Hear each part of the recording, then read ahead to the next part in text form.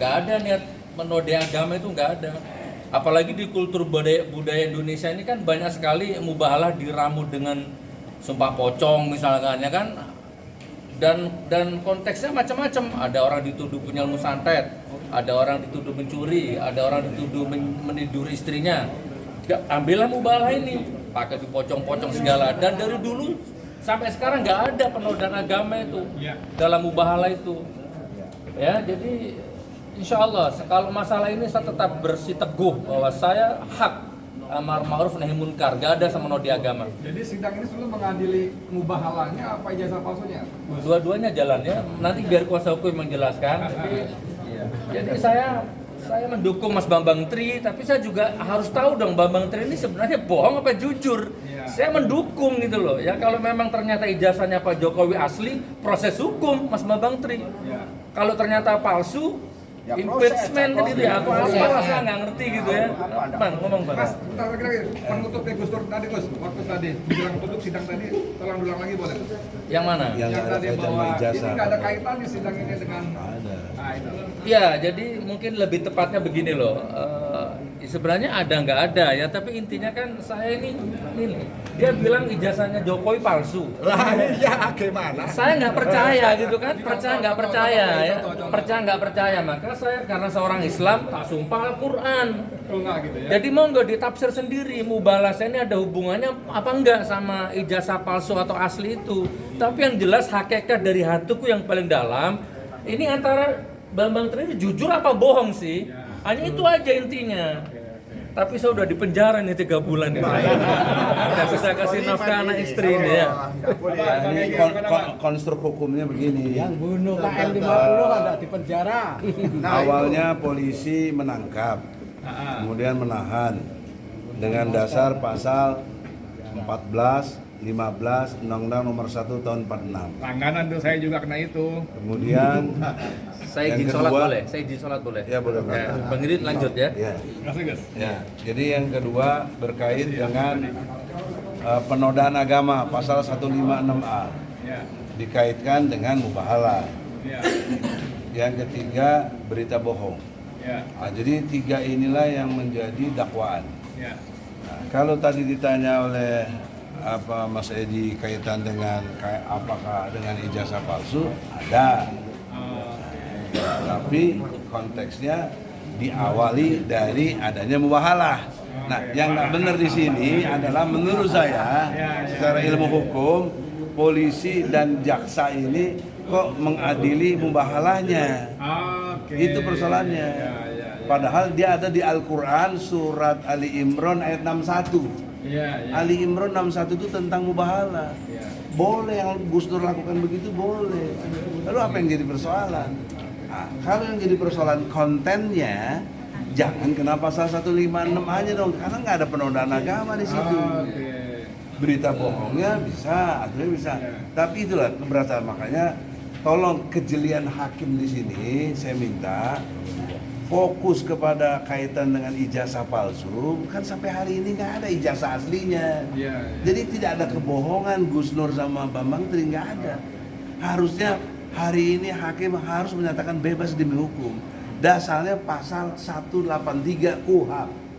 Hakim itu nggak boleh memutuskan, keyakinannya itu tidak boleh memutuskan kalau tidak ada alat bukti dan saksi. Nah, alat bukti yang kita minta ijazah asli, nggak ada. Saksi-saksi 14 saksi udah ngomong nggak pernah lihat. Termasuk berbohong dia. Berbohongnya apa? Melegalisir katanya ijazahnya asli, sesuai aslinya, tapi nggak pernah lihat. Otaknya di mana gitu? Itu logika itu. Jadi saya kira demikian fokusnya. Mohon masyarakat jangan salah karena ini udah diuji berkali-kali, udah sidang kelima, sudah cukup sebenarnya. Makanya tadi saya memprediksi, udah Pak Hakim ini saksi semuanya nggak berkualitas. Kenapa? Nggak pernah lihat ijazah asli. Ya, jangan-jangan Jokowinya sendiri nggak pernah lihat ijazahnya.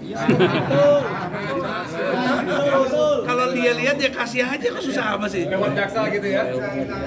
Nah, sekarang domain hukumnya Damai lo bisa jelaskan lebih jelas, tegas, singkat, Bang jelas. Damai sebentar, ini kan tadi kan Anda kan kejar-kejar fungsi ASN melayani publik, ya kan? Dan ternyata sebagai saksi kepala SMA tadi pun mengatakan dia tidak pernah melihat juga Ya. ijazah aslinya. Gimana bentuk pelayanan publiknya ini? Jadi begini, pelayan publik itu mohon maaf, kita semua ini individu maupun kelompok disahkan untuk mengawasi siapapun, mau jaksa, mau hakim, mau ASN guru, kita punya kewenangan. Apalagi kita menemukan tentang korupsi, dikasih hadiah sama Pak Jokowi melalui PP 43 nomor 2018. Pak Jokowi sendiri yang menjanjikan kepada kita. Satu, belum lagi kita larinya ke Undang-Undang nomor 9 tahun 99. Ini 98, ini tukang demo. Saya, Bang Edi juga. Hah? Kalian juga pernah ikut demo. Itu hak. Bertanya, ada guru kayak tadi naik Lamborghini. Rakyat boleh tahu karena penghasilannya sekian. Itu hak menurut Undang-Undang ASN. Dan dia harus transparan menurut good governance.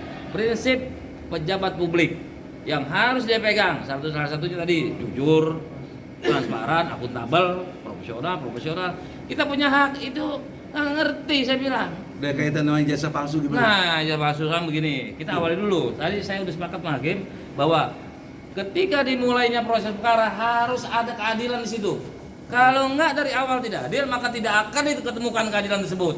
Dari mana? Satu, pasal 84 KUHP itu harusnya klaim kita karena peristiwanya ada di Jawa Timur, harus wilayah domainnya Jawa Timur, yurisdiksinya Jawa Timur. Oh, kenapa bisa Solo? Adakah jalan solusinya? Ada menurut hukum, yaitu ketua pengadilan negeri di Jawa Timur wilayah locus delicti atau kejaksaan, itu bunyi hukum. Atau kepala kejaksaan minta kepada Mahkamah Agung akan perintahkan kehakiman, pindahin ini. Dan alasannya juga ada tepat, Bang. Alasannya apa? Itu bikin macet, demo banyak, bikin rusuh pengadilan. Ini kan nggak ada. Di Jawa Timur periksa di Mabes Polri, sidangnya di sini. Apa alasan hakim tadi? Itu kan harusnya eksepsi. Itu hukum acara, harusnya di awal.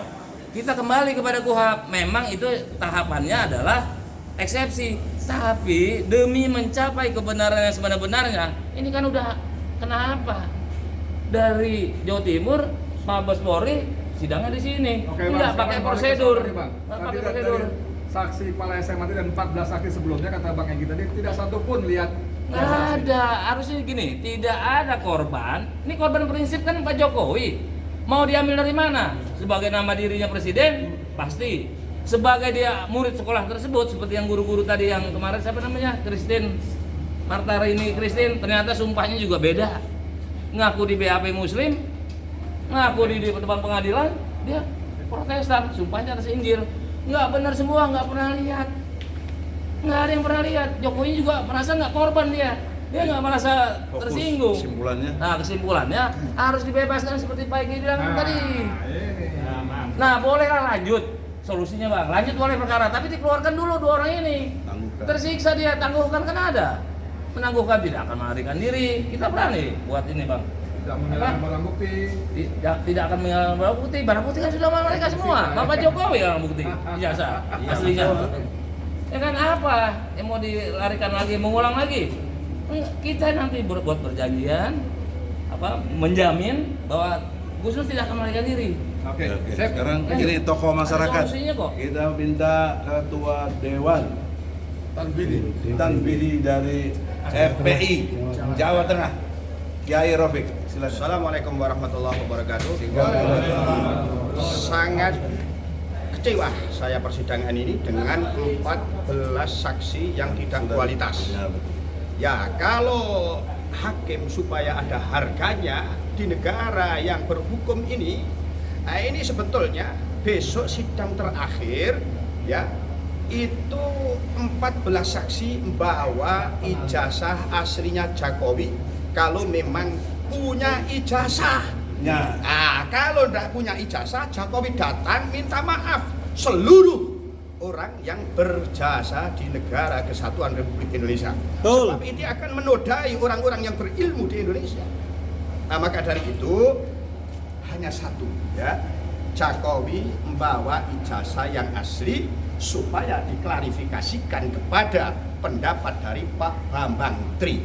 Di sini damai sudah itulah simbol kejujuran seorang kepala negara untuk kita bisa mencontoh mereka. Kalau kepala negaranya sudah ijazahnya palsu, untuk contoh siapa kita? Apakah kita harus melawan dengan cara yang beda? Atau kita saling sadar bahwa Jokowi mengakui saja, saya memang ijazahnya palsu, enak. Ya toh, iya. Jadi Mbak Rofi tidak susah-susah datang ke sini. Ya, kita mau bangun macam-macam lah. Negara sudah bobrok roncot karena kepala negaranya ini ada masalah persoalan yang nantinya pada akhirnya mandul karena ijazah palsu sudah mengaku tidak palsu. Nah, ini persoalannya besar. Nah, kalau saya bebas, saya rakyat kan merdeka. Siapa saja tak tuntut, ya. Siapa yang salah membuat kebohongan, ya kita tuntut rame-rame. Karena rakyat itu yang berhak punya wewenang di negara Kesatuan Republik Indonesia. Maka saya minta Gus Nur dan Pak Bambang Tri harus dibebaskan. Pertanyaannya, bila hakim tidak membebaskan, bagaimana sikap kita umat Islam? Nah, ini Apabila Gus Nur dengan Bambang Tri tidak bebaskan, maka nanti rakyat seluruh Indonesia bergerak semua untuk membebaskan beliau berdua supaya bisa bebas. Satu. Yang kedua kalinya, supaya Jokowi itu tidak menyebar dosa jariah, bohong jariah, maka Jokowi harus membuktikan kalau memang dia tidak bohong, buktikan ijazahnya mana yang asli supaya rakyat bisa tentram dan aman. Sehingga kalau tidak asli, Jokowi sekarang harus mundur gitu loh. Memang dipimpin orang bohong, kita selalu kan memang yang namanya umat itu ala dini ro'isihib menurut pegangannya pimpinannya. Kalau pimpinannya bohong, ya menterinya bohong semua, hakimnya bohong semua, jaksanya bohong semua. Maka gini, saya sangat kecewa sekali dengan sidang-sidang ini karena sidang kebohongan semua. Maka mohon kepada Jokowi, buktikan ijazah aslinya. Kalau tidak punya ijazah asli, segera mundur dari pimpinan negara Indonesia. Saudara-saudara, akhirnya dalam konstruksi hukum ada yang disebut dengan pengadilan rakyat. Iya, betul. Ada rakyat yang berdaulat, rakyat yang dibohongi di banyak negara. Terakhir kita lihat di Sri Lanka, ya bahkan presidennya sampai diusir. Nah, itulah penting. Nah, kita berharap semoga ini tidak terjadi karena ini negara Pancasila, negara yang berkedaulatan, beradab, untuk betul-betul berketuhanan yang Maha Esa. Maka jalan keluarnya Jokowi sadarlah.